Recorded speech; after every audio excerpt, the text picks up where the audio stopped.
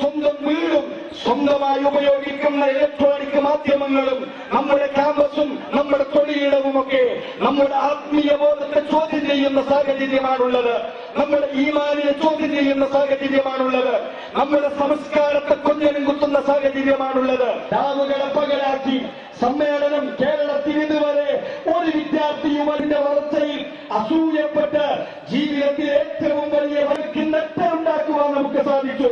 സഹോദരന്മാരെ, അത് നിങ്ങളുടെ ആർജവമായിരുന്നു, നിങ്ങളുടെ ധൈര്യമായിരുന്നു, നിങ്ങളുടെ ത്യാഗമായിരുന്നു, നിങ്ങളുടെ സമർപ്പിത മനസ്സായിരുന്നു.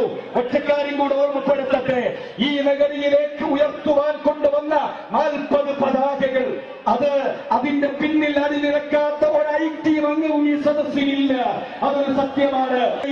40ഉം 50ഉം കിലോമീറ്ററുകൾ നടക്കാൻ തയ്യാറായ ധൈര്യം കാണിച്ച മുന്നോട്ട് വന്നവരെ ഇനിയുള്ള ജീവിതത്തിന്റെ ഓരോ ഘട്ടങ്ങളിലും നമുക്ക് കരുത്തു പകരാൻ ക്യാമ്പസുകളിലെ മലിനമതിൻ ക്യാമ്പസുകളിൽ വരുമ്പോൾ അവിടെ നിങ്ങൾക്ക് കരുത്താവട്ടെ നിങ്ങളുടെ ഈ പ്രയാണം.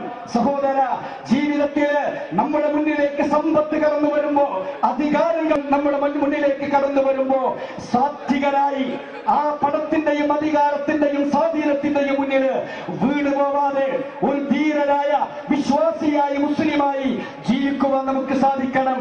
അതിന് തീർച്ചയായും നിങ്ങളുടെ ഈ സമ്മേളന കാലയളവിലുള്ള നിങ്ങളുടെ ധീരമായ പ്രവർത്തനങ്ങൾ കരുത്താകുമെന്ന കാര്യത്തിൽ തർക്കമില്ല.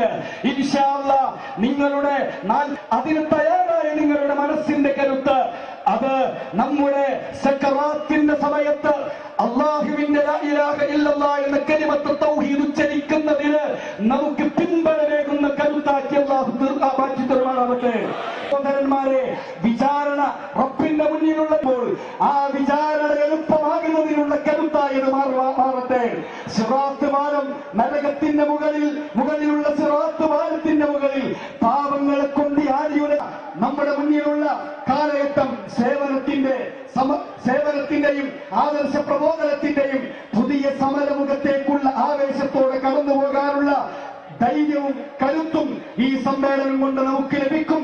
അതിനെ നമ്മുടെ ഈ സംഘടനയ്ക്ക് വേണ്ടി, പ്രസ്ഥാനത്തിന് വേണ്ടി ധീരമായി പോരാടിയ പൂർവ്വകാല നേതാക്കളുടെ ആഗ്രഹം അല്ലാഹു വെളിച്ചമാക്കട്ടെ.